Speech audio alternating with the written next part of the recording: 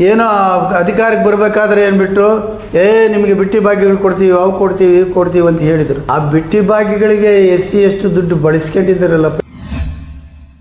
ರಾಜ್ಯದ ಜನತೆಯ ದೊಡ್ಡ ನೋಡ್ತಾ ಇದ್ದಾರೆ ಯಾವ ದುಡ್ಡು ಯಾರಿಗೆ ಬಳಸಿದ್ದಾರೆ ಅಂತ. ನಾಯಕರ ದುಡ್ಡು ಬೇಕಾಗಿತ್ತು ನಿಮಗೆ ತೆಲಂಗಾಣ ಮತ್ತು ಆಂಧ್ರ ಪ್ರದೇಶಕ್ಕೆ.